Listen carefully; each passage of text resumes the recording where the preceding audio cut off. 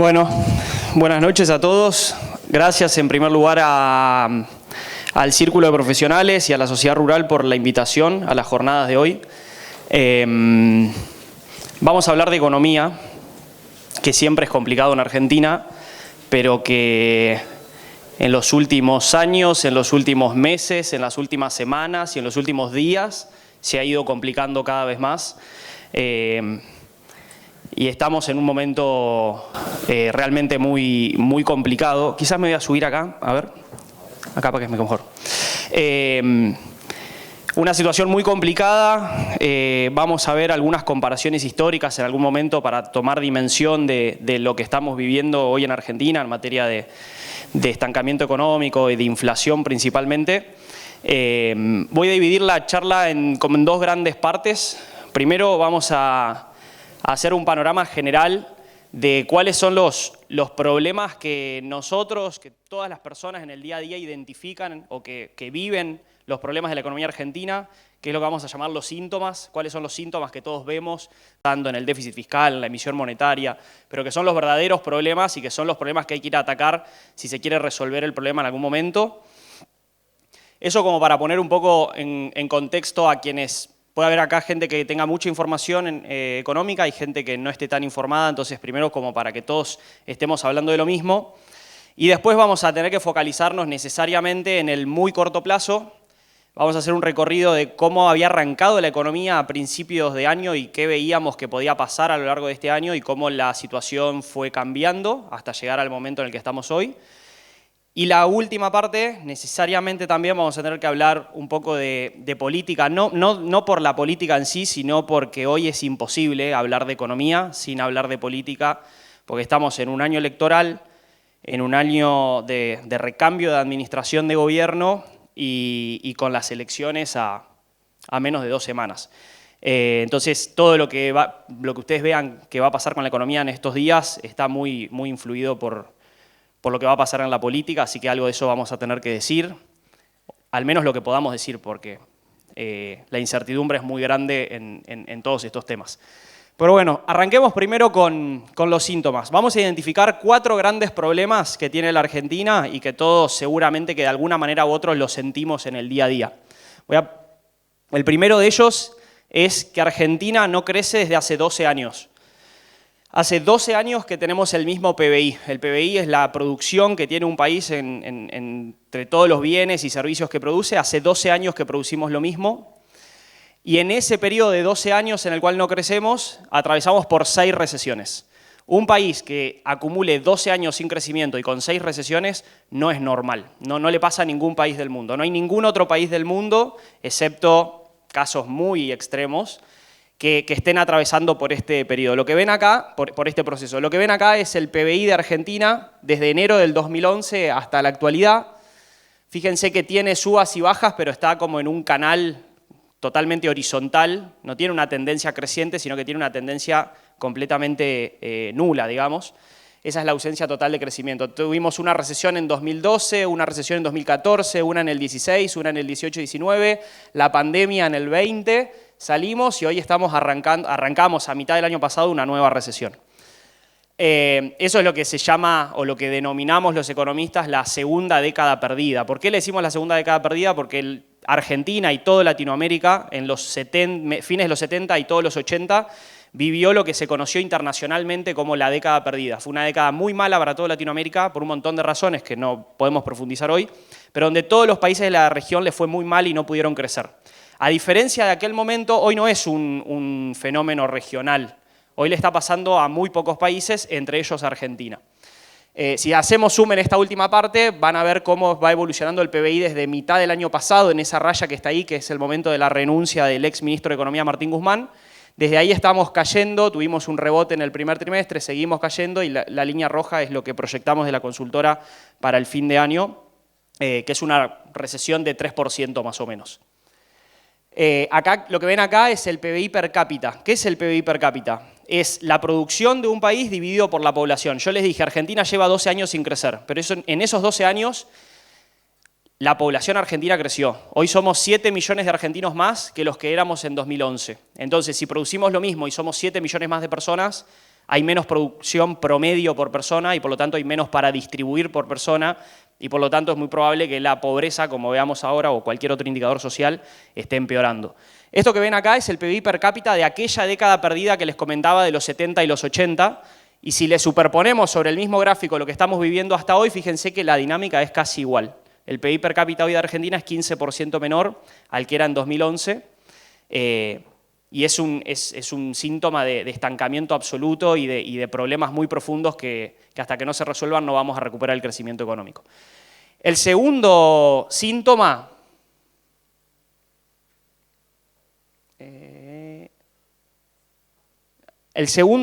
es la inflación. Tenemos la inflación más alta desde el año 1991, hace 32 años que no teníamos una inflación tan alta como esta. La última medición es la de agosto, ya septiembre está cerrado y proyectamos más o menos un 11%, entre 11 y 12% de inflación para septiembre también. Eso nos da una inflación de 132% en el último año. O sea, si comparamos septiembre de este año contra septiembre del año pasado, los precios en promedio subieron un 132%. Pero además de que los precios hayan subido un 132%, que es la línea negra o la línea gris que está ahí, la otra línea, la línea naranja, mide la velocidad a la que los precios se vienen moviendo en los últimos 3 meses, si esos 3 meses se repitieran a lo largo de un año. Entonces, vemos que la inflación es 132, pero los últimos 3 meses nos dicen que estamos yendo a 200. O sea, es como que un auto venga a 132 y lo aceleramos a 200. Entonces, lo más probable es que terminemos a fin de este año con una inflación del 200%. Un poco de contexto histórico de qué implica esto. ¿Cuántas veces Argentina, en toda su historia, pasó por una inflación mayor al 120%? 4 veces antes que este momento, solo en 4 episodios. El primero fue en mayo del 1959, en el gobierno de Frondizi, primer acuerdo con el FMI que hace la Argentina, y fue el caso más exitoso. Duró 5 meses la inflación por arriba del 120%, solo 5 meses, y empezó a bajar. En promedio, en esos 5 meses, la inflación promedio fue 125 y el máximo fue 127. O sea, fue una inflación relativamente, un proceso inflacionario preocupante, pero relativamente que se resolvió rápido. El segundo episodio empezó en julio del 75. En junio del 75 ocurrió el Rodrigazo, que a muchos de acá se acordarán. Tampoco no tengo tiempo de explicar en detalle qué es lo que fue, pero con el Rodrigazo la Argentina se metió por segunda vez en su historia en una tasa de inflación superior al 120%. Ese episodio duró 56 meses, o sea, casi 5 años. En promedio la inflación fue de 250% a lo largo de esos 56 meses y el máximo fue de 776% de inflación anual. El tercer episodio fue en noviembre del 81, cuando casi a finales de la dictadura se enfrenta a la crisis de deuda y se genera la transición entre el proceso y el gobierno de Alfonsín. También duró en ese episodio 54 meses, en promedio la inflación durante esos 54 meses fue de 430% y se alcanzó un máximo de 1.200% de inflación en un año. Y la cuarta vez fue en agosto del 87, duró 49 meses, tuvimos 2 hiperinflaciones en el medio. La inflación promedio anual fue de 2.435% y la inflación máxima fue de 20.267% en la segunda hiperinflación de Menem en el año 90. A fines del 89. ¿Qué es lo que quiero decir con esto? Lo que estamos viviendo en términos inflacionarios no es una pavada. Es una cosa que solo pasó 4 veces antes y que de esas 4 veces, 3 terminó muy mal. Terminó con inflaciones del 700% en el mejor caso, de 1.200% o de 20.000%. Entonces, los argentinos estamos muy acostumbrados a tener inflación. Argentina tiene inflación alta desde el año 2006. Nos habíamos acostumbrado a vivir con inflación del 25, después nos acostumbramos a vivir con inflación del 50, pero del 50 pasamos al 100, del 100 estamos pasando al 200, y si no hacemos las cosas bien el año que viene, podemos vivir episodios como estos que son muy trágicos. ¿Y por qué serían ahora más trágicos incluso que en ese momento?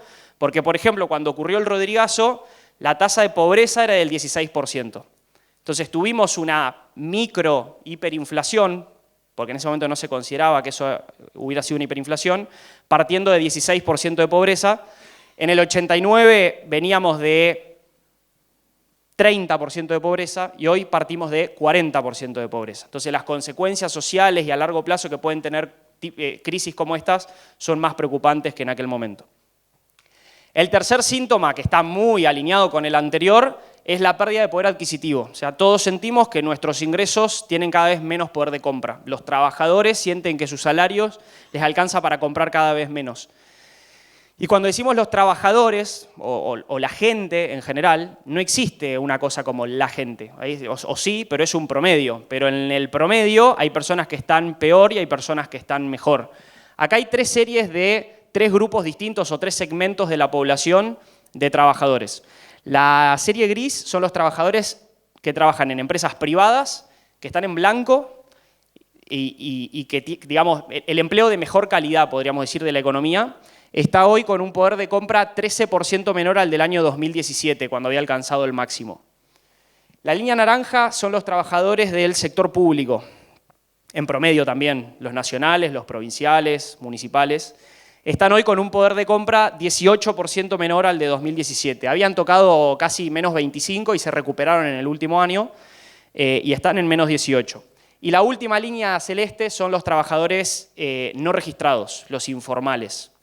Los que no tienen paritarias, los que no tienen vacaciones pagas, etcétera, etcétera. Obviamente, en ese contexto, una aceleración de la inflación provoca una pérdida de poder de compra mucho más fuerte y esas personas están hoy en menos 28, casi menos 30%. O sea, perdieron un tercio de su capacidad de compra de la que tenían hace 5 o 6 años. Cuarto síntoma, enganchado al anterior, la tasa de pobreza. Entonces, una serie de pobreza desde el año 74, fíjense. Acá ocurre el Rodrigazo partiendo de una inflación del 16,6%, la hiperinflación parte de 25 o 26, llegamos a máximos en la hiperinflación del 89 del 58%, después está el pico de pobreza también de la crisis del 2002 del 66%, y hoy estamos en una tasa de pobreza de 40% y probablemente terminemos el año en 42-43, que es la proyección que tenemos ahí. Bien, esos son los 4 síntomas o los 4 problemas visibles de la economía. Ahora, nadie puede decir voy a bajar la pobreza, voy a bajar la inflación, voy a recuperar el poder de compra o voy a hacer crecer de nuevo la economía, porque esas no son, o sea, cuando un gobierno llega al Ministerio de Economía, no existe el botón hacer crecer la economía o el botón recuperar los ingresos reales. Hay que hacer otras cosas que son invisibles para que la economía se estabilice primero y después pueda volver a crecer.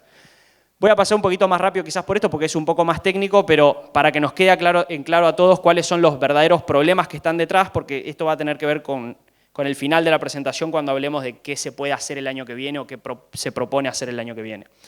El primer, también vamos a identificar 4 problemas, así como dijimos 4 síntomas, 4 problemas reales, de fondo.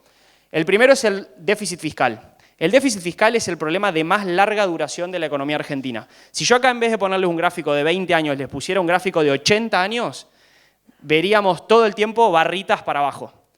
Argentina, el 80% de su historia tuvo déficit fiscal. ¿Qué significa eso? Que el gobierno gasta más de lo que recauda. Y no porque recaude poco. O sea, recaudamos mucho porque cobramos muchos impuestos, pero gastamos mucho más. Entonces, ¿cuál es el problema del déficit fiscal? Que hay que financiarlo de alguna forma. ¿Cuáles son las formas para financiar el déficit fiscal? Endeudarse o emitir moneda. Las dos te llevan a una crisis si no lo resolves en algún momento. Si te endeudás permanentemente, en algún momento no vas a poder pagar más la deuda y vas a tener una crisis por default. Y si los bancos compraron la deuda, muy probablemente tengas una crisis bancaria y un montón de otros problemas. Y si lo financiás permanentemente con emisión monetaria, tenés inflación. Y inflación alta e inflación creciente. Bueno, hoy Argentina ha tenido a lo largo de su historia estas crisis de todo tipo. Ha tenido crisis de default, crisis de inflación, como vimos recién, de hiperinflación, y crisis de default e inflación al mismo tiempo, porque financiábamos el déficit tanto con deuda como con emisión monetaria. Estas barritas, siempre que las barras están para abajo, significa que tenemos déficit, que estamos gastando más de lo que recaudamos. Según el programa con el fondo, este año el gobierno debería terminar con un déficit primario de 1,9 puntos del PBI, vamos a terminar en 3,5, y la inercia del déficit para el año que viene nos lleva a un 4,5. O sea, el gobierno que venga, si quisiera estabilizar la economía, lo primero que tendría que hacer es corregir un déficit de 4,5 puntos del PBI, que quizás para el que no está acostumbrado a ver estos números, dice, bueno, ¿qué me dice 4,5 puntos del PBI?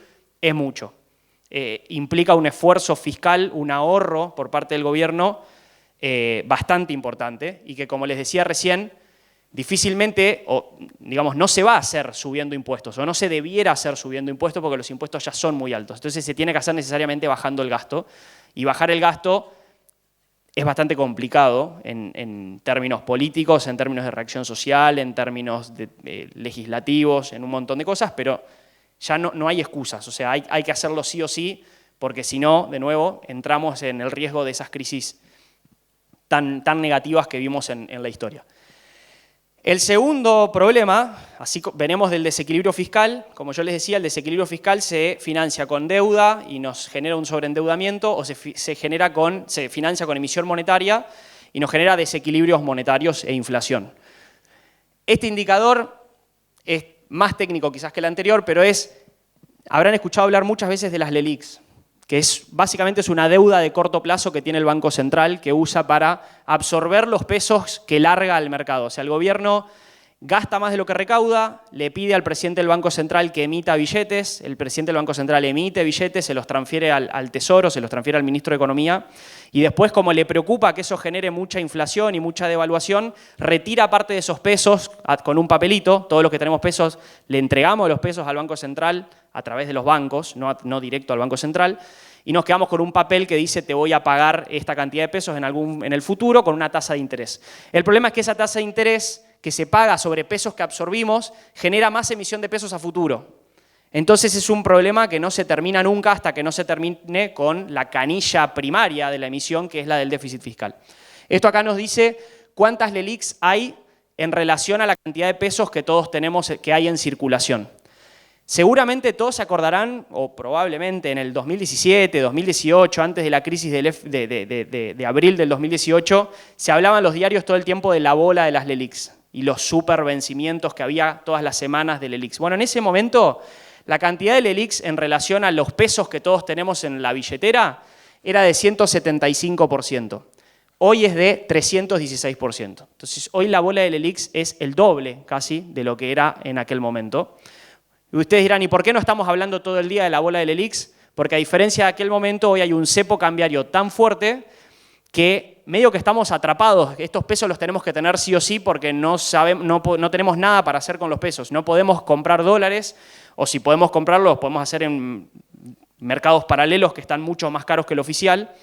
Pero es básicamente ese cepo cambiario lo que contiene a toda esta bola de pesos emitidos generando intereses a futuro y que en algún momento hay que desmantelar y hay que tener mucho cuidado porque están todos estos pesos ahí esperando como si fuera una represa ahí contenida que el día que se abra la compuerta puede salir toda junta y generar una crisis muy fuerte. Desequilibrio número 3, el desequilibrio cambiario. ¿Qué es el desequilibrio cambiario? Todos sabemos que hay un problema con el dólar, es la intuición. Hay un problema con el dólar. ¿Cuál es el problema? Y sí, porque ¿por qué vemos que hay un problema con el dólar? Porque hay un dólar a 350 pesos, pero al cual nadie puede comprarlo. Entonces, si hay una cosa que vale 350, pero nadie la puede comprar, en realidad no vale 350.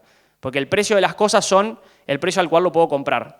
Si ustedes me dicen que esta silla vale 1.000 pesos y la quiero comprar y no me la venden, no vale 1.000 pesos. Valdrá a lo que la pueda comprar. Entonces el dólar no vale 350 pesos, en algún mercado vale 800, hoy en otro mercado llegó a 900, en el mercado del contado con liquidación, el MEP está en 840, entonces dependiendo del mercado hay distintas cotizaciones y lo que vemos acá es lo que llamamos la brecha cambiaria, la distancia que hay entre el dólar oficial, el que el gobierno nos dice que vale, y lo que realmente vale en el mercado. Cuanto más grande sea esta brecha, estamos hoy en 140%. ¿Por qué es preocupante que la brecha sea grande? Porque básicamente nos está diciendo, o es un indicador de cuánto debería devaluarse el oficial para alcanzar al paralelo, a los mercados paralelos y que esta brecha se cierre, porque ningún país del mundo puede vivir con brechas cambiarias durante mucho tiempo. Se la puede contener durante mucho tiempo gracias a controles y a cepos, pero esto no puede durar para siempre. Entonces esta es una especie de devaluación esperada. El mercado espera que haya una devaluación de este nivel. El tema es que si hubiera una devaluación de este nivel, como vamos a ver más adelante, la inflación se aceleraría muchísimo más. Esto lo voy a pasar por alto. Otro indicador de que tenemos un problema con el mercado de cambios, con el dólar, es las reservas. El Banco Central no tiene reservas, no tiene dólares para defender el tipo de cambio que dice querer defender. O sea, el Banco Central dice que el dólar vale 350, pero no tiene dólares para vender a 350. De hecho, hoy las reservas son negativas. ¿Qué quiere decir que son negativas? Que el Banco Central está usando dólares que no son de él, que alguien se los prestó o que estaban ahí por algún motivo, porque son encajes de los depósitos o por lo que sea, pero hoy no hay ningún dólar en el Banco Central. De hecho, el Banco Central debe dólares. Esto es importante para después cuando hablemos de dolarización.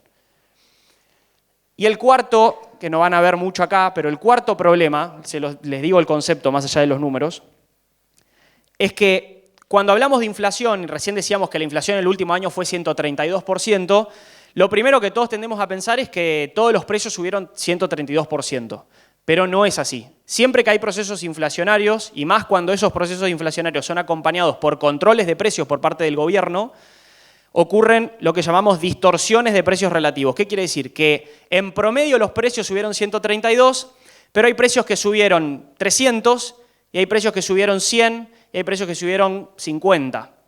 Entonces, la estructura de precios relativos de toda la economía, que es cuánto vale una cosa en relación a otras, se empieza a distorsionar. ¿Y por qué esto es importante pensando en el futuro de la inflación? Porque esto genera lo que llamamos inflación reprimida. O sea, hay muchos precios que subieron menos que el promedio y que tienen que ir a alcanzar el promedio. O sea, hay precios que tienen que subir mucho más. Esto se acordarán en el periodo, por ejemplo, 2015-2019, el típico caso eran las tarifas. Las tarifas de los servicios públicos tenían que subir mucho más rápido que el resto de los precios porque habían estado mucho tiempo congeladas y habían subido mucho menos que otros precios de la economía. Entonces había una distorsión de precios relativos, las tarifas estaban muy baratas, tan baratas que no alcanzaba el precio que pagábamos para los costos que tenía generar la energía, generar el gas, generar el transporte en la ciudad de Buenos Aires. Con el transporte sigue pasando, es un tema que hay que corregir. Pero esto es un problema adicional que nos complica la salida del problema inflacionario porque tenemos que bajar la inflación, pero al mismo tiempo tenemos que hacer que algunos precios que están muy bajos suban más rápido que el resto. Y bajar la inflación de por sí es un problema complicado, bajarla cuando tiene que haber precios que suban más rápido que otros es más complicado todavía. Vamos al año 2023, metámonos en el corto plazo. Nosotros este año, desde que arrancamos el ciclo anual de charlas en la consultora, veníamos haciendo una especie de seguimiento de eventos importantes que iba a haber a lo largo del año y que podían alterar el comportamiento de la economía argentina. Y en base a eso habíamos armado 3 escenarios de cómo podía ser el desempeño de la economía a lo largo de este año. En primer lugar, un tema importante de este año era la economía internacional, el mundo. A veces en Argentina tenemos tantos problemas propios que nos olvidamos de ver qué está pasando en el resto del mundo, pero lo que pasa en el resto del mundo es muy importante. Y el mundo venía un poco complicado. Desde la salida de la pandemia y después con la guerra de Rusia y Ucrania, estaba teniendo un problema de inflación el mundo también muy importante. Nada que ver con nuestro problema de inflación. O sea, en el mundo, tener inflación es tener 8% de inflación anual. Eso es un problemón en el mundo. En Estados Unidos se mataban por bajar la inflación de 8% anual y hoy la están bajando y está entre 4 y 3 y va a seguir bajando probablemente. Pero, ¿por qué es una noticia para Argentina que en el mundo haya inflación? O una mala noticia. Porque en el mundo, cuando hay inflación, los gobiernos reaccionan rápido y suben las tasas de interés para intentar enfriar un poco la demanda, enfriar la economía y hacer que los precios dejen de subir tan rápido.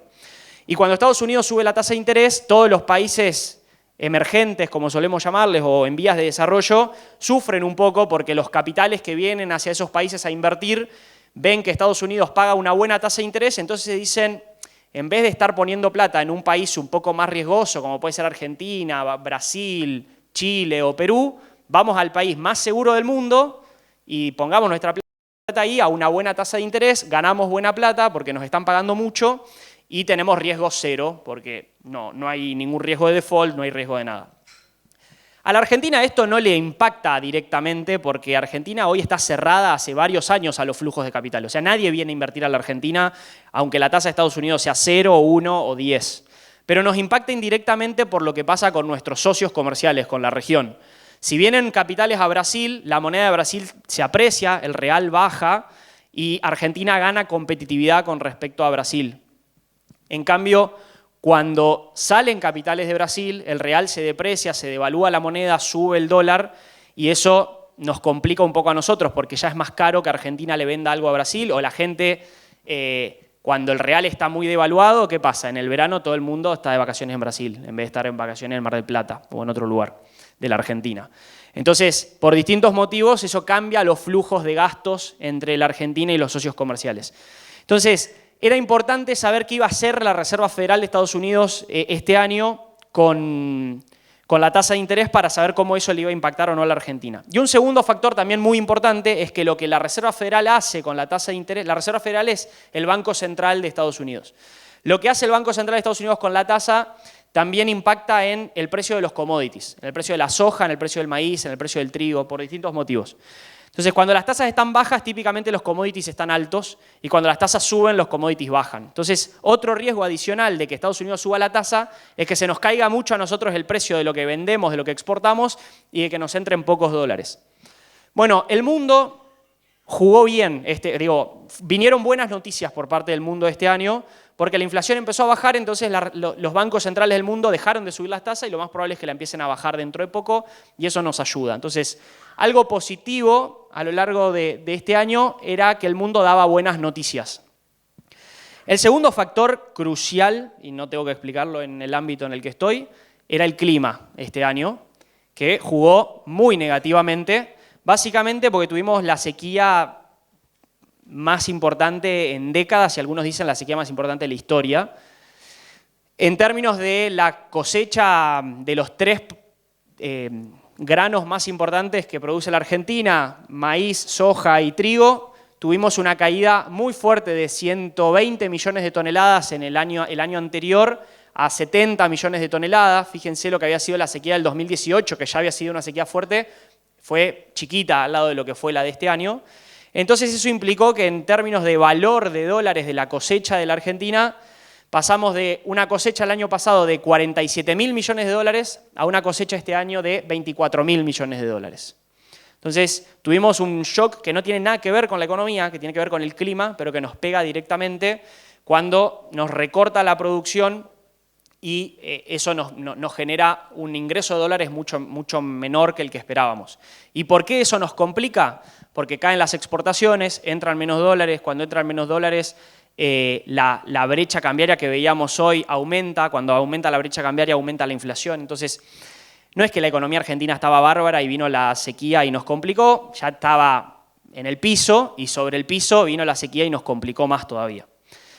Para el año que viene, así como esperamos que el mundo siga positivo, esto que ven acá es la primera proyección de la Bolsa de Cereales de Rosario, que salió hace 15 días o 3 semanas, que la verdad que es bastante preliminar, ¿no? Porque no sabemos qué va a pasar con el clima en los próximos meses, pero están proyectando una cosecha relativamente normal para el año que viene, entonces el mundo nos daría buenas noticias, el clima seguro que no va a ser tan malo como este, o sea, hasta, digo, por casualidad, no puede haber 2 sequías tan grandes 2 años seguidos, entonces algo mejor tiene que ser, y la cantidad de dólares que le van a entrar a la Argentina tienen que ser un poco mejores por ese canal el año que viene. El tercer factor, que nos va a llevar quizás toda la última parte de la charla, era el factor político. Los años de elecciones son siempre complicados para la economía argentina porque todos intentamos, no siempre, pero cuando la economía tiene problemas se pone peor porque el comportamiento natural es dolarizarnos, o sea, dolarizar nuestras tenencias. Si tenemos 50% de peso y 50% de dólares, seguro que en un año electoral vamos a ir a un 70-30, no nos vamos a quedar 50-50. Entonces, cada 2 años tenemos elecciones legislativas y después presidenciales. Eso se ve en casi todos los años electorales, se ve con mayor intensidad en años de elecciones presidenciales, porque una elección presidencial cambia mucho más que una elección de medio término, una legislativa, y esta en particular se lo está viendo con más intensidad todavía, por las razones que vamos a hablar a continuación. Pero ahí teníamos como tres grandes momentos de la política que iban a definir un poco el ritmo de la economía. El primer evento importante era el 14 de junio y después el 24 de junio, cuando se iban a anunciar las alianzas y las candidaturas de todos los espacios. Y ese fue un momento positivo para la economía argentina. Los bonos de Argentina subieron, el riesgo país bajó, el dólar se tranquilizó, las acciones subieron. ¿Por qué? ¿Por qué había tanta buena reacción a las alianzas y a las candidaturas? Principalmente porque el espacio oficialista presentaba como candidato a Massa, que para el mercado es lo más amigable para el mercado que tiene el gobierno, que tiene el kirchnerismo. El temor de que Cristina Kirchner vuelva a ser candidata y genere tanto ruido y qué sé yo, se había disipado. Entonces, a uno le podrá gustar más o menos, pero decían, bueno, Massa es menos kirchnerista que el promedio del kirchnerismo, es como un poco la idea. Y eso fue una buena noticia en su momento. Desde ese momento de las candidaturas hasta las PASO, los mercados miraban las encuestas y las encuestas decían que la oposición venía liderando por bastante amplitud y más o menos el consenso era el que gane la interna de la oposición, el que gane la interna de Juntos por el Cambio es el próximo presidente. No hay duda de eso, era un poco lo que decían todos los consultores políticos. Yo iba a charlas en Buenos Aires donde íbamos a hablar a las empresas y antes nosotros hablaban los encuestadores, y no, que 40%, Patricia está en 20 y Horacio en 20 y no sé qué, uno decían que ganaba uno, el otro. Bueno, no pasó nada de eso. Entonces las PASO fueron un shock muy negativo para los mercados. Desde las PASO los bonos caen, el riesgo país sube, las acciones caen, el dólar sube, la brecha sube y la inflación sube. Todo empeoró desde las PASO porque la reacción del mercado fue muy negativa. Primero porque no se confirmó, o sea, todo el mundo había comprado acciones y comprado bonos, o sea, comprado deuda de la Argentina mirando las encuestas y las elecciones dijeron esa información que estabas usando para operar en el mercado estaba toda equivocada, no está pasando nada de lo que te habían dicho. Entonces, toda la información nueva era información muy distinta que cambió las decisiones de todo el mundo y porque a partir de ahí empezaron a mirar, todos empezamos a mirar con un poco más de atención algunas propuestas de candidatos que todo el mundo creía que eran candidatos marginales. Particularmente estoy hablando de la dolarización, que es lo que hoy está poniendo en pánico al mercado en Estados Unidos, en Europa y en Argentina. Y de lo que voy a hablar más adelante.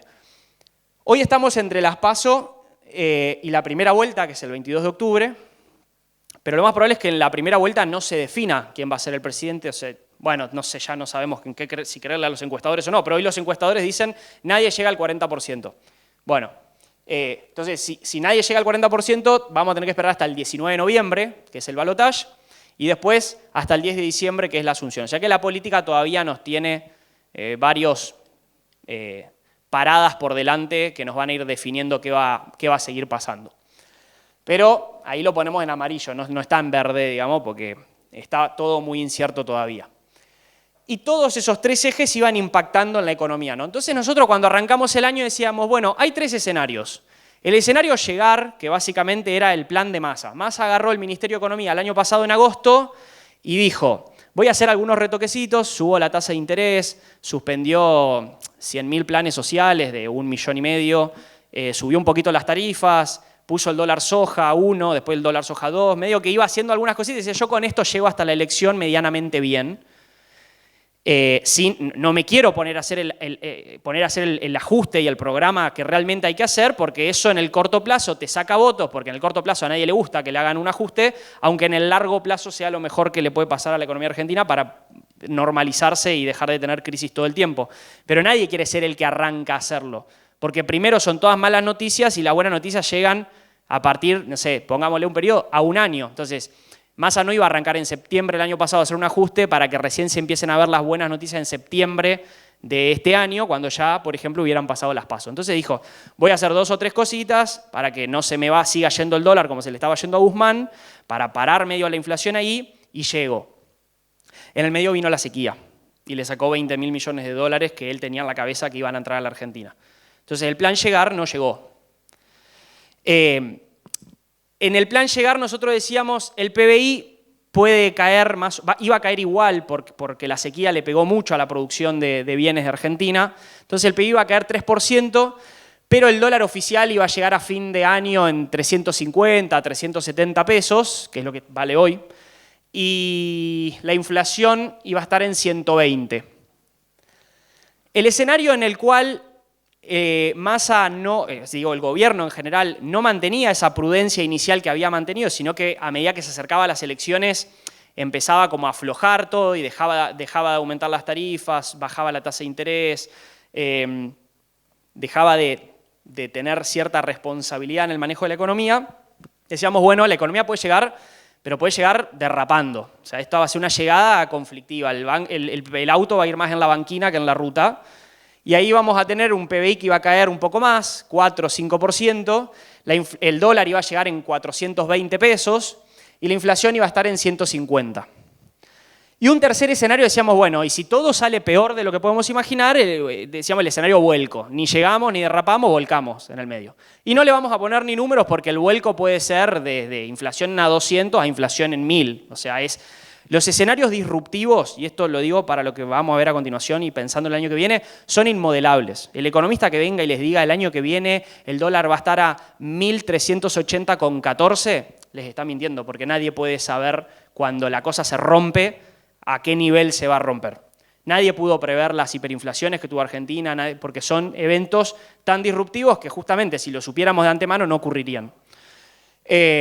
Pero decíamos, bueno, la cosa puede estar peor todavía. ¿Hacia dónde estamos yendo? Y nos estamos yendo del derrape hacia el vuelco, básicamente, con lo que estamos viendo en estos últimos meses y particularmente desde las PASO. ¿Por qué? Bueno, porque desde marzo empezamos a ver que todo iba empeorando. En marzo el gobierno empezó a mostrar las primeras señales de que estaba incumpliendo el acuerdo con el Fondo Monetario, el déficit fiscal era más grande de lo que había acordado con el Fondo, la emisión de pesos era más grande de la que había acordado con el Fondo. Y se empezó a acelerar la inflación. ¿Se acordarán que en abril tuvimos el 8,4% de inflación, que era una inflación altísima? Hoy nos parece, ojalá volviéramos al 8,4%, después del 12,4% que tuvimos el mes pasado, pero en ese momento era una inflación muy alta y era una señal de que la economía empezaba a complicarse. En abril tuvimos la cuarta crisis cambiaria del gobierno, el dólar subió mucho, los dólares paralelos, las brechas llegaron al 140% y perdimos muchas reservas, que fue lo que nos dejó básicamente en ese escenario de reservas negativas que veíamos recién. En mayo directamente se cae el acuerdo con el Fondo Monetario. El Fondo Monetario dice, los desembolsos que tengo que hacer no te los voy a hacer y hablemos después de las PASO. Después de las PASO vemos cómo te portás y veo si te doy o no te doy la plata. Entonces, eso ya era una señal ya desde afuera de que todo venía peor. En junio se incrementaron las trabas a las importaciones, más cepo. Todo el mundo que estaba esperando que le aprueben las IRAs me decían, me patearon las IRAs 90 días más, 60 días más, o sea, nadie accedía a los dólares y eso ponía en complicaciones a distintas ramas de producción de la economía. Y en agosto, directamente con el resultado de las PASO, se da una combinación de devaluación del tipo de cambio oficial, que salta el lunes post-PASO un 22%, y saltan también los dólares paralelos y la inflación de agosto da 12,4%, que es la inflación más alta desde febrero del 91, cuando estábamos saliendo de esa segunda hiperinflación que les comentaba hoy y antes de entrar en el plan de convertibilidad que se anunció en abril del 91. Entonces, todo eso nos iba poniendo en un terreno cada vez más negativo que nos iba haciendo ver que pasábamos del escenario medio al escenario más pesimista de todos. Y de acá en adelante se abren dos horizontes temporales, uno ya abierto es el que estamos viviendo, que es qué va a pasar y cómo va a responder el gobierno y la oposición, cómo va a responder la política en este periodo entre las PASO y las elecciones del 22 de octubre. Y después se abre una segunda ventana temporal, cuando se defina quién va a ser finalmente el próximo presidente, que es el periodo de bueno, ¿y ahora qué hace el que venga? Que es como la fase, el auto que volcó, lo tenemos que llevar al taller, básicamente, y a ver cómo lo arreglamos. En las dos ventanas temporales hay mucha incertidumbre y mucho ruido económico permanentemente, pero básicamente en la primera etapa las opciones eran, bueno, o vamos a un contexto de control de daños, donde el gobierno toma con seriedad lo que está pasando, se asusta con la disparada del dólar posterior al resultado de las PASO, se asusta con la suba de la inflación y se pone responsable e intenta que la economía se rompa lo menos posible, o si no hace eso, si no toma una posición precavida y se pone más irresponsable, corremos riesgo de espiralización. ¿A qué le llamamos espiralización? A que todo se empiece a mover a una velocidad más rápido. Bueno, ¿qué hizo el gobierno? ¿Hizo control de daños o hizo espiralización? Hizo espiralización. En los últimos 3 semanas se anunciaron bonos para jubilados, bonos para desempleados, aumento a la tarjeta alimentar, subsidios a créditos a monotributistas, se eliminó el impuesto a las ganancias y no me acuerdo, como 5 medidas más, devolución del IVA. Todo eso incrementó el déficit fiscal en 3 semanas en 1,5 puntos del PBI. ¿Se acuerdan que yo les dije que el fondo nos había puesto una meta de 1,9 para todo el año? En 3 semanas lo aumentamos en 1,5 más. Toda la meta del fondo para el año la gastamos en 3 semanas. Y el Banco Central salió a emitir pesos para financiar todo ese gasto y esa caída de la recaudación por la eliminación del IVA y demás. Entonces, era obvio, o sea, todas las respuestas que dábamos cuando se hacían esos anuncios son obvias 2 cosas. Es obvio que es la respuesta del gobierno que dice yo me quiero asegurar entrar al balotaje, o sea, voy a salir a tirar plata a la calle para maximizar mis probabilidades de entrar al balotaje, pero también sabíamos que eso iba a empezar a pegar más temprano que tarde en el dólar y en la inflación. Entonces, la suba del dólar que estamos viendo hoy es toda la gente diciendo che, toda esta emisión en algún momento se va a ir al dólar y si se va a ir al dólar yo quiero comprar dólares antes de que el dólar suba. Cuando todos creemos que el dólar va a subir, nosotros lo hacemos subir porque lo vamos a comprar antes de que suba. Entonces, si el dólar está a 700 y yo creo que se va a ir a 1000, lo voy a querer comprar a 700. Y en mi accionar de ir a comprar a 700 lo hago subir a 1000. Eso es lo que está pasando. Complementariamente a eso,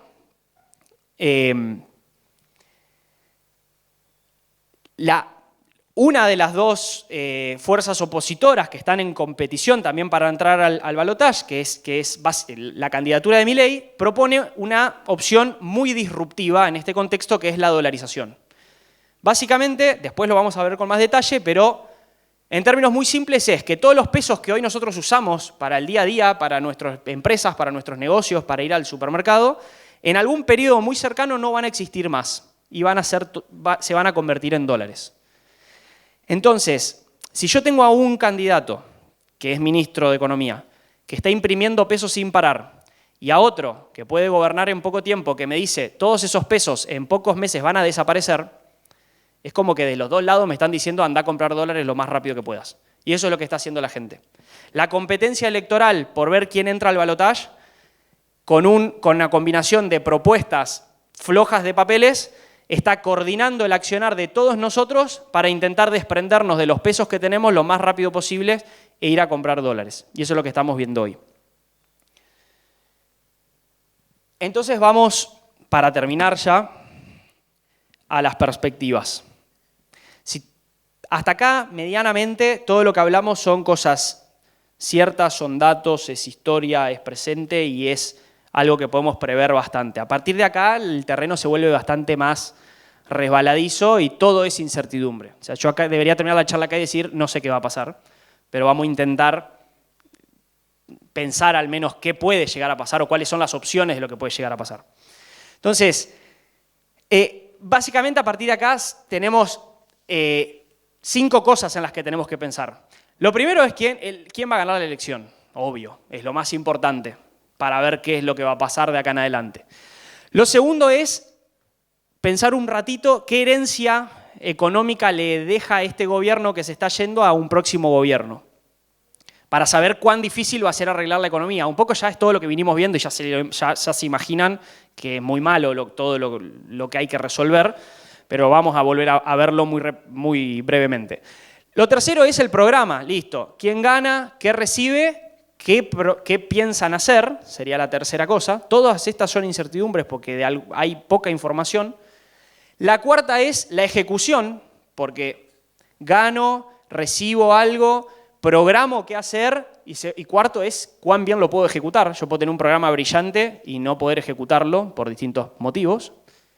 Y el quinto, el resultado de todas esas incertidumbres nos va a determinar el resultado de lo que pase el año que viene, del experimento del próximo gobierno el año que viene.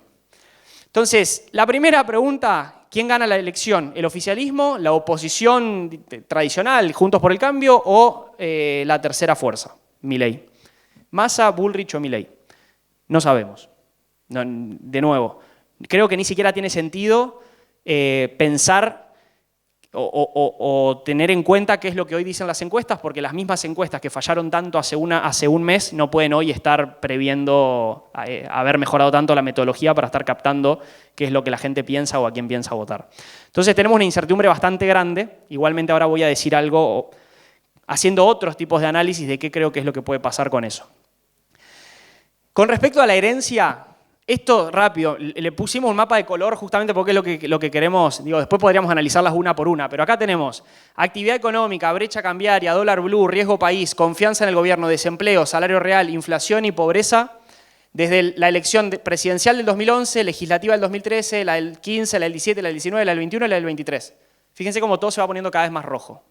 Entonces, cada año el que recibe algo del que viene atrás es cada vez peor. Cada vez más difícil y más pesada la herencia y más difícil de solucionarlo. Fíjense que hoy está todo en rojo. Solo el desempleo está relativamente bajo. Después, si quieren, lo charlamos por qué, pero no viene al caso. Entonces, herencia complicadísima. O sea, el partido que hay que jugar es recontra difícil. No es que hay que arreglar, no hay que estabilizar la economía de Estados Unidos, que tenía inflación de 8 y no tiene ninguno de los otros problemas. Está todo mal, básicamente. Todo donde tocas hay que solucionar un problema. Vamos a esto para pensar un poco lo que decíamos recién, quién puede ganar no me importa tanto quién puede ganar, sino pensar en cada uno de los escenarios cómo vemos nosotros que va a reaccionar la economía y cómo eso nos ayuda un poco a explicar lo que ya está pasando.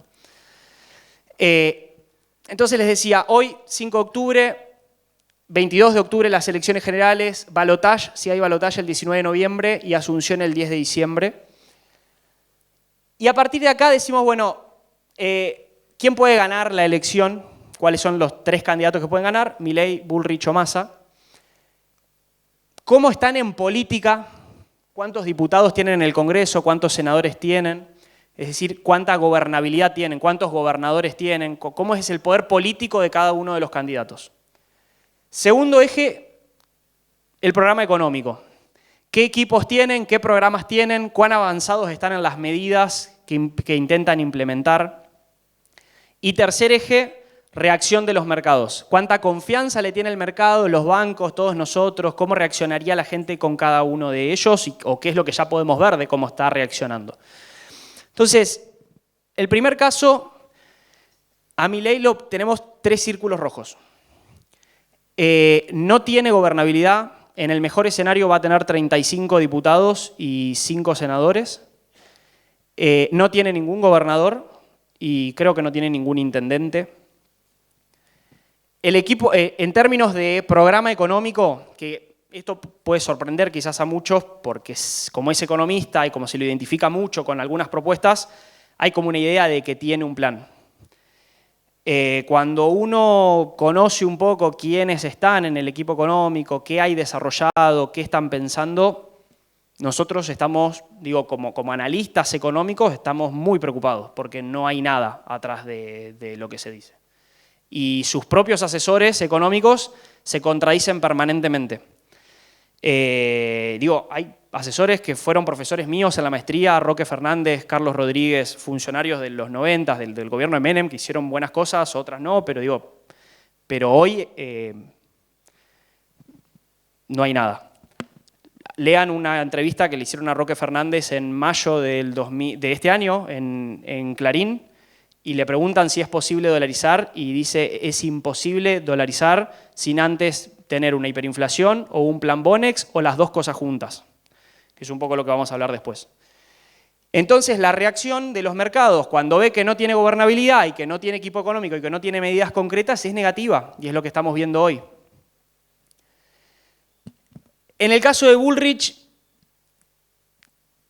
tenemos 2 verdes claritos y un verde fuerte. Digo, esto es relativo, no es, digo, en comparación al resto, gobernabilidad, 10 gobernadores, 120 y pico de diputados, creo que, bueno, depende cuántos pierda en el Senado, pero hoy tiene 34, va a andar por ahí. Digo, tendría más gobernabilidad que en cualquier momento de los 4 años del gobierno de Macri. Macri empezó gobernando con 80 diputados y tuvo 4 gobernadores como máximo. Entonces, en gobernabilidad está mucho mejor que Milei. En equipo económico y en programa económico, a uno le podrá gustar más o menos los nombres, las figuras, los programas, pero hay un programa económico de estabilización tradicional. Digo, de lo que hacen cualquier país del mundo que se encuentra con esto, van al libro de las recetas básicas y es eso lo que están proponiendo. Que eso salga bien o no es otro tema. Puede salir mal. Argentina tuvo miles de programas de estabilización típicos, bien hechos, que salieron mal. Eso es otra cosa, eso es el resultado. Pero lo que se propone es lo que todos estudiamos que hay que hacer entre estos episodios y a lo que el mercado le gusta. Y ustedes dirán, ¿y a mí qué me importa que le guste al mercado? Es muy importante que le guste al mercado porque el mercado es el que te banca esa transición, el que te pone la plata o te saca la plata. Entonces la reacción sería también bastante positiva y es la reacción que veíamos antes de las PASO cuando todo el mercado compraba acciones, compraba bonos y compraba deuda argentina porque leía encuestas que decía que ganaba Bullrich o Larreta, básicamente. En tercer lugar tenemos a Massa, que en política y en gobernabilidad siempre están un paso adelante, porque el peronismo siempre tiene mucho más control, no solo del Congreso, de las provincias, sino también de los otros factores de poder, de los movimientos sociales, de los sindicatos, digamos. Nadie tiene mejor control de la gobernabilidad, o al menos es lo que hemos aprendido hasta hoy de la historia, que un candidato que venga, o un gobierno que venga del peronismo. Ahora, en equipo económico está tan rojo como Milei. No tanto porque proponga cosas muy disruptivas y que asustan, sino porque no propone nada. O sea, no hay propuestas hoy. Si ustedes van y leen la plataforma electoral de Unión por la Patria, Unión por Todos, bueno, no me acuerdo ahora cómo se llama, Unión por Todos o Unión por la Patria, en la sección económica no hay frases, hay lo que les decía hoy. Vamos a recuperar el empleo, vamos a bajar la pobreza, pero no hay un programa. Y los técnicos que hoy están trabajando en el ministerio con Massa, que uno podría creer que son los que lo seguirían acompañando en un futuro gobierno, como están gobernando en este momento y están gestionando, no pueden salir a hacer campaña con lo que van a hacer porque se empezarían a contradecir con lo que están haciendo. Entonces están en un problema de que no pueden decir qué es lo que harían. Entonces por eso lo vemos también mal. Y reacción de los mercados lo ponemos en amarillo, en cierta medida por lo que les decía hace un rato, porque la reacción del mercado cuando se enteró que el candidato del oficialismo era Massa fue positiva, porque dentro de los desequilibrios económicos que hoy tenemos y de la mala gestión en general que fueron los últimos 4 años, el mercado lo ve a Massa como lo más racional dentro del espacio y tiene contactos en Estados Unidos y habla con el fondo. Entonces se confía que podría hacer un giro más hacia la normalidad y empezar a querer arreglar las cosas. Ahora, empezamos de adelante para atrás, ¿no? O sea, decimos, bueno, ¿cómo vemos a cada una de las opciones? Pero ahora vamos para atrás. ¿Va a haber balotaje o va a haber primera vuelta? Bueno, parecería muy difícil que alguien gane en primera vuelta, entonces lo vemos como poco probable. Lo más probable es que haya balotaje y que se alargue un poco más la trayectoria política y que no se resuelva lo antes posible. Pero si decimos que hay balotaje, tenemos que preguntarnos entre quiénes va a ser el balotaje. Bueno, si el balotaje puede ser entre Milei y Bullrich, entre Milei y Massa o entre Massa y Bullrich. ¿Por qué acá les puse, estas tres están como más claritos? Es porque es a lo que le vemos muy baja probabilidad. Le vemos muy baja probabilidad de que alguien gane en primera vuelta. Vemos baja probabilidad de que el balotaje sea Massa-Bullrich. Sería raro que Milei tendría que caer y los otros dos tendrían que crecer para que Milei quede afuera. Hay algunos analistas que te dicen no, porque el peronismo le prestó votos en el norte a Milei y ahora no los va a tener. Especulaciones. Me parece difícil que el candidato que salió primero pierda votos y que los otros dos crezcan. Entonces, por eso creemos que es un escenario no probable. Y después también ponemos a la victoria de Massa como poco probable, porque en un balotaje creemos que es muy difícil que el candidato del oficialismo, con la mala percepción que hay del gobierno actual, que está medido ya no en encuestas, digo, electorales, sino en encuestas más duras de económica, de cómo percibe la gente hoy al desempeño de la economía, sería muy difícil que el candidato del gobierno logre el 51% de los votos, compita con quien compita. Entonces, si compite con Milei, probablemente perdería, y si compite con Bullrich, también probablemente perdería. Entonces, es difícil que en un escenario de balotaje Massa pueda ganar. Entonces, si no gana en un escenario de balotaje, no podría ser presidente. Entonces, las opciones nos quedarían más entre Milei y Bullrich, pero Bullrich hoy es la que parece que tiene menos probabilidad de entrar al balotaje. Entonces, todo nos estaría indicando que el presidente tendría más probabilidad de ser Milei. Entonces, dados estos escenarios, digo, ¿cómo va a empezar a reaccionar o cómo van a empezar a reaccionar los mercados según cuáles sean las opciones? Bueno, si hay balotaje, nosotros creemos que el escenario más desestabilizante, el que adelantaría una crisis muy probablemente, sería el balotaje Milei-Massa. ¿Por qué? Porque imagínense lo que podría ser eso. Massa haciendo un plan platita recargado para intentar ganar la elección, imprimiendo billetes como si no hubiera mañana, y Milei diciendo todos esos billetes se van a prender fuego cuando yo sea presidente. Entonces es un escenario de inestabilidad absoluta, porque lo que está pasando hoy va a pasar por una velocidad recargada. Todo el mundo va a querer transformar todos sus pesos lo más rápido posible al dólar. Es lo que llevó a las hiperinflaciones de los 80 o al Rodrigazo del 75. Entonces ese nos parece el escenario más disruptivo, más desestabilizante para la macro. Y los otros dos escenarios, ninguno es muy estabilizante, digo, todos la vamos a pasar mal, digo, en lo que queda de la trayectoria política, va a haber inestabilidad todo el tiempo, los dólares van a subir, la inflación se va a acelerar, pero los ponemos en amarillo porque es menos desestabilizante que el otro. De nuevo, todos son jodidos, pero en términos relativos son menos jodidos que ese. Si del balotaje Milei-Bullrich ganara Milei, le ponemos el círculo rojo porque es lo que estábamos viendo acá, ¿no? O sea, la política, la economía y la reacción se adelantaría al momento, digamos, lo que uno pensara que va a pasar el 11 de diciembre va a empezar a pasar el 20 de noviembre, porque la gente se adelanta y reacciona antes. Si de Milei y Bullrich saliera Bullrich, lo vemos un poco más estable porque es como que después de todo este ruido, la lectura del mercado sería, al final, hubo toda una turbulencia en el medio, pero volvemos a lo que creíamos previo a las PASO. Volvemos a que creíamos, según las encuestas, que el presidente salía de Bullrich o Larreta. Igualmente eso no indica que no pasó nada y que volvemos lo que se rompió. Digo, toda la inestabilidad que va a haber hasta acá nos hace sufrir a todos y le complica mucho más la estabilización al próximo gobierno. Y en el balotaje Milei-Massa, de nuevo, dado los colores que tenemos acá, en el caso de que Milei sea presidente, esa reacción de los mercados vendría antes, y en el caso de que Massa sea presidente, dado que algunos dirán, bueno, no nos dijo qué va a hacer y qué sé yo, pero tiene gobernabilidad, o como tiene algo verde, algo rojo y algo amarillo, es un poco menos inestable que el anterior. Entonces, resumiendo esto y yendo directamente a hablar muy breve de lo poco que podemos saber de los dos programas de los que conocemos algo, y para cerrar ahí, no sabemos quién va a ganar, el diagnóstico, digo, la herencia es mala o muy mala, digo, entre opciones entre muy buena y muy mala, sabemos que es o mala o muy mala, porque lo veíamos recién todos los cuadros en rojo. El programa económico, venga quien venga, difícilmente pueda continuar como ahora sin un rumbo. O sea, algún cambio va a haber que hacer, no se puede, la economía argentina no aguanta 4 años más como está. Digo, gane quien gane Milei, gane Bullrich o gane Massa, los tres van a intentar hacer algo para solucionar la situación. La pregunta está en si ese algo que van a hacer va a funcionar, si está bien pensado para solucionarlo o si va a fracasar y vamos a meternos en una crisis más grave todavía. Entonces, pero sea como sea, se viene lo que podemos llamar un giro a la ortodoxia, decimos los economistas. Digamos, vamos a dejar de que controles de precio, intervención en los mercados, déficit fiscal, emisión monetaria sin control. No se puede seguir haciendo eso. En mayor o menor medida va a haber un giro hacia la ortodoxia o va a haber un giro extremo, pero no vamos a seguir como venimos.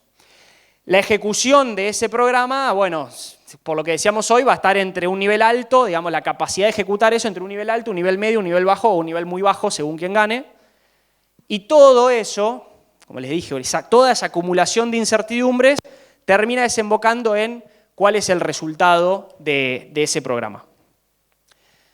Vamos muy resumidamente a lo que les decía recién, cuáles son los 3 programas. Bueno, el primero, como les digo, no sabemos nada del programa de Massa, podemos especular cosas, pero por este doble rol de ser ministro en este momento y ser candidato, le dificulta un poco poder blanquear qué es lo que quisiera hacer.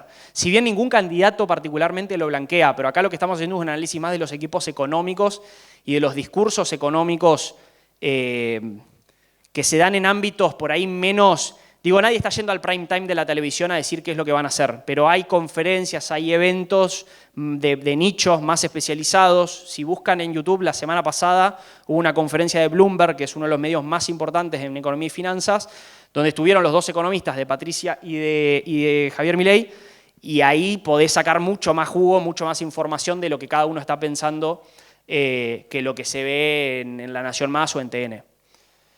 Entonces, ¿cuál es la idea de Bullrich? Como les decía hoy, un plan de estabilización tradicional. ¿Qué es un plan de estabilización tradicional y qué es lo que están diciendo?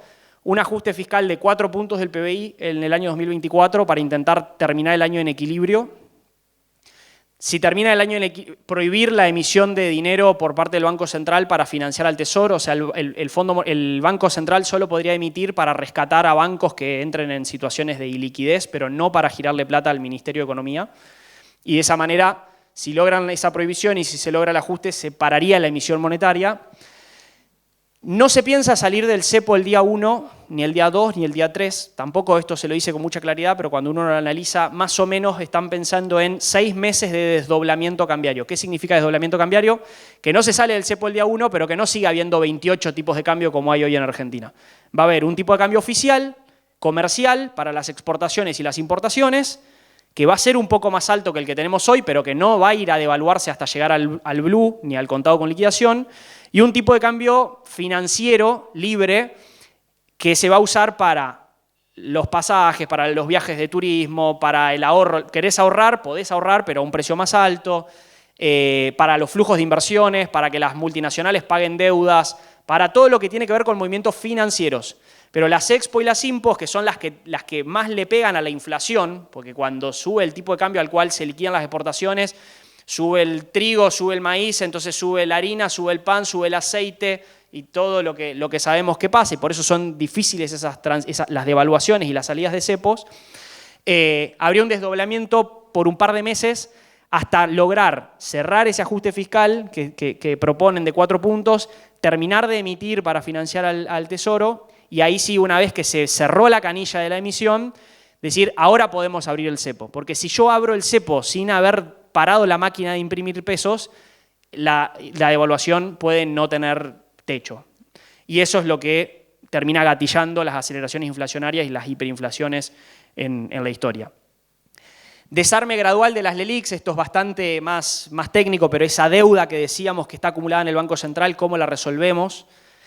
La idea es que como la inflación va a seguir por un tiempo y se va a dejar de emitir dinero, la gente va a necesitar más dinero porque los precios se encarecen. Entonces se pueden empezar a desarmar las LELIQs porque la gente necesita más billetes para seguir haciendo sus mismas compras a medida que la inflación todavía se mantiene. Y por último, una especie de pata heterodoxa a todo este programa que tiene varios puntos ortodoxos, podríamos decir, que es la coordinación de precios y salarios para intentar también, que esto es algo que a veces se ha hecho tanto mal uso y tanto abuso de este tipo de controles de precios o acuerdos con empresarios y con sindicatos en Argentina que a veces las dejamos de valorar, pero ustedes piensen que en un proceso de inflación tan fuerte como el que tenemos, también es poco probable que solo por cerrar el déficit y bajar la emisión todos los precios dejen de subir un día al otro, porque todos estamos pensando que los precios van a seguir subiendo, entonces por inercia subimos los precios. Entonces si por inercia la CGT el año que viene pide paritarias de 400%, por más que el Banco Central no esté emitiendo un solo peso, va a ser muy difícil bajar la inflación si Moyano está pidiendo 400%. Entonces hay que hacer algo para que los actores de la economía que definen precios tan importantes como son los salarios y las paritarias crean que vas a poder bajar la inflación y empiecen a demandar aumentos nominales un poco más bajos. En el caso de Milei, el caballito de batalla, digo, es la dolarización.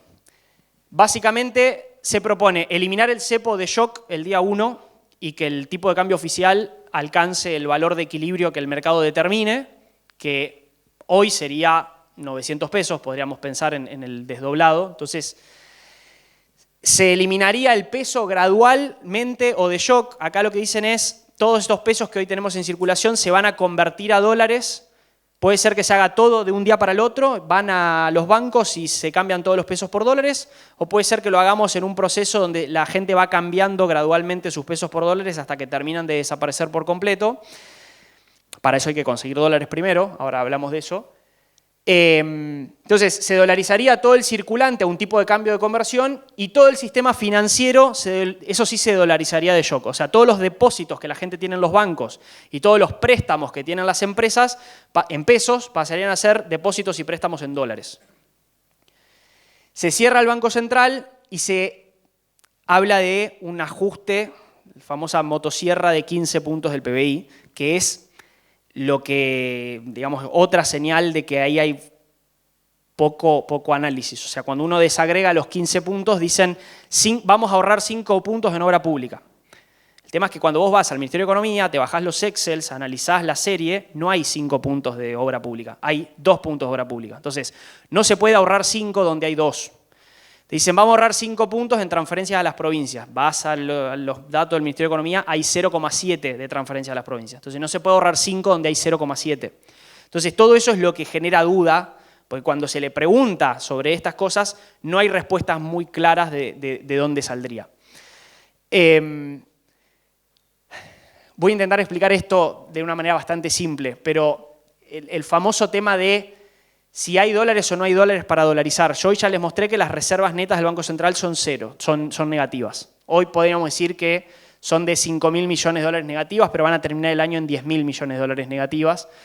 Si uno quisiera dolarizar todos los pesos que hay en circulación, todos los pesos que tenemos nosotros, más todos los pesos que tenemos en los plazos fijos, en los fondos comunes de inversión, etc., si los dolarizamos a 800, es decir, si soltamos el cepo y el dólar se va hasta 800 y dolarizamos ahí, necesitaríamos 40.000 millones de dólares para eso. El tema es que para conseguir 40.000 millones de dólares, dado el riesgo país y el precio de los bonos que tienen hoy los bonos en Argentina, tenemos que emitir deuda por el triple. Para conseguir 40, tengo que endeudarme por 120. Entonces necesitaríamos una especie de 3 préstamos del Fondo Monetario Internacional juntos para poder dolarizar todo el sistema financiero y el circulante. Y ahí es donde yo digo, bueno, no sé si eso es posible o no, escuchemos a los que están en eso.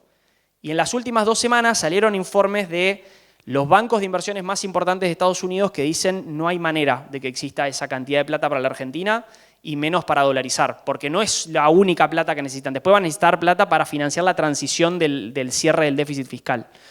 Entonces, cuando se cae un poco la opción de dolarizar vía deuda, vía consiguiendo muchos dólares, viene la otra propuesta, que les decía recién, de algunos asesores que dicen, bueno, no, la dolarización se va a hacer a la fuerza, con una devaluación muy grande y con una hiperinflación que licúe todos los pesos que están en circulación. Y pongamos un caso histórico que fue la convertibilidad, que no fue una dolarización, fue un paso mucho menos que la dolarización. El mes antes de que empiece la hiper de Alfonsín, que duró 3 meses, el austral valía 30 australes, $1.